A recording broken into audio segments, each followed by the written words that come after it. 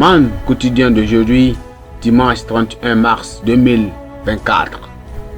Thème: la foi marche. La foi marche. La foi marche. Thèse de lecture. 1er Roi chapitre 17. 1er Roi chapitre 17. Lisons à partir du verset 8 à 16. Alors la parole de l'Éternel me fut adressée en ces mots: Lève-toi, va en Sarepta, qui appartient à Sidon, et demeure là. Voici, j'ai ordonné une femme veuve de te nourrir. Je leva et alla à Sarepta. Comme il arrivait à l'entrée de la ville, voici, il y avait là une femme veuve qui ramassait du bois. Il l'appela et dit: Va me chercher, je te prie, un peu d'eau dans une vase, afin que je boive. Et elle alla en chercher. Il l'appela de nouveau et dit: Apporte-moi, je te prie, un morceau de pain dans ta main. Et elle répondit: L'Éternel ton Dieu est vivant, je n'ai rien de cuit. Je n'en ai qu'une poignée de farine dans un pot et un peu d'huile dans une couche. Voici, je ramasse 2 morceaux de bois, puis je rentrerai et je préparerai cela pour moi et pour mon fils. Nous mangerons, après quoi nous mourrons. Et elle lui dit, Élie lui dit: Ne crains point, rentre, fais comme tu l'as dit, seulement prépare-moi d'abord avec cela un petit gâteau, et tu me apporteras, et en feras ensuite pour toi et pour ton fils. Car ainsi parle l'Éternel, le Dieu d'Israël: la farine qui est dans le pot ne manquera point, et l'huile qui est dans la cruche ne diminuera point, jusqu'au jour où l'Éternel fera tomber la pluie sur la face du sol. Elle alla et elle fit selon la parole d'Élie. Et pendant longtemps, elle eut de quoi manger, et elle et sa famille aussi bien qu'Élie. La farine qui était dans le pot ne manqua point. L'huile qui était dans la cruche ne diminua point. C'est la parole que l'Éternel avait prononcée par Élie. Après ces choses, Amen. Le verset clé, c'est le verset 9. Qui dit: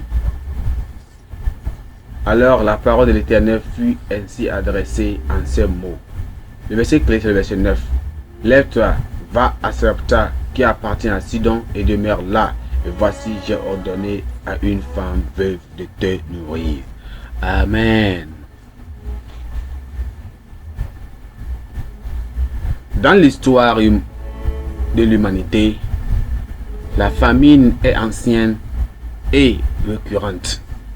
Abraham ainsi que son fils et son petit-fils, Isaac et Jacob respectivement, ont fait l'expérience de cette situation désagréable. Cependant, le fait est que Dieu leur a donné à chacun la victoire. Le texte révèle un autre épisode de famine dans le pays d'Israël. Toute la nation, y compris même le prophète, de Dieu, a ressenti la dévastation que cette calamité vraiment a déclenché sur le peuple. La providence divine qui a sorti de la famine le prophète Élie. La veuve de Sarepta et sa famille est au centre de notre réflexion de ce jour. Élie a obéi à l'ordre de Dieu de se rendre à Sarepta et d'y demeurer pour assurer sa subsistance. La veuve, quant à elle, a obéi une adorable soumission à la parole et à l'instruction du prophète de lui fournir un petit gâteau. Et le Dieu de miracles multipliait la farine, la maigre farine et l'huile de la veuve femme en une réserve de nourriture qui les nourrit tous. La Bible nous dit que quoi? Elle alla et elle fit selon la parole d'Élie. Et pendant longtemps, elle eut de quoi manger, elle et sa famille, aussi bien qu'Élie. La foi au Dieu vivant et l'obéissance à ses fidèles serviteurs, nous apporterons tous les miracles dont nous avons besoin de nous élever au-dessus de toutes les situations problématiques.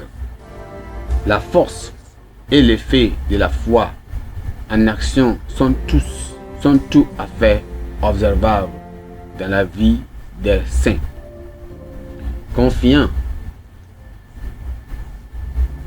la foi arrange tout pour nous, y compris la nourriture en cas de famine.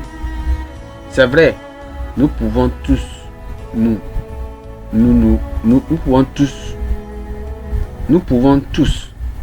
nourrir dans la famine lorsque nous obéissons à la parole de Dieu et que nous restons là où il a prévu notre secours. Gloire à Dieu. Nous a prévu notre secours. Que le Seigneur nous aide. Il est notre pourvoyeur. Avoir la foi en toute situation en priant et changer notre situation au nom de Jésus. Pensez du jour. Tout ce dont nous avons besoin dans la vie se trouve en Jésus. Il nous satisfait de manière adéquate. Tout ce dont nous avons besoin dans la vie se trouve en Jésus. Il nous satisfait de manière adéquate. La Bible en est non. Néhémie chapitre 11 à 13. Néhémie chapitre 11 à 13. Amen.